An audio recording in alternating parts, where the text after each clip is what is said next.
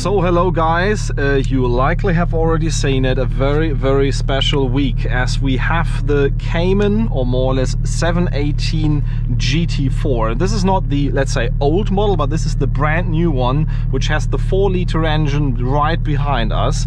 Manual transmission, which is always standard on these cars. You cannot even get a PDK. And we will be doing the acceleration test on the Autobahn here. Everything is of course very free as almost nobody is traveling around. Using the drift box, measuring the times to 100, 200 and also 100 to 200.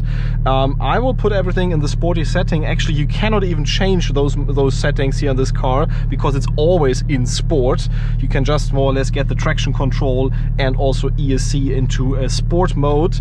And we will go outside on the Autobahn, see how it does. And I'm very anxious to hear and to see the acceleration, and it's revving up to almost 8,000 RPMs.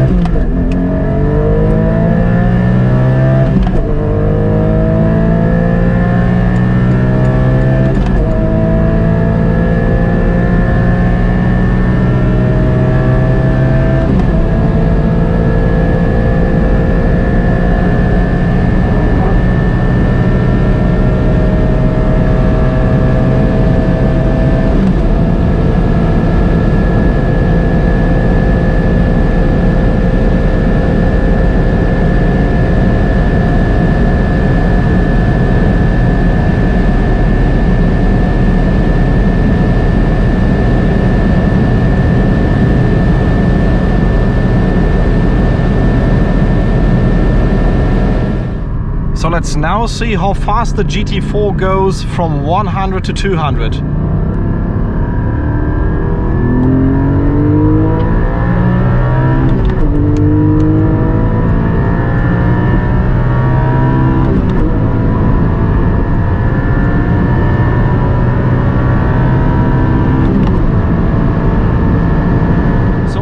Rather dramatic start, I would say. You likely have seen that I didn't hit the rev in the correct way.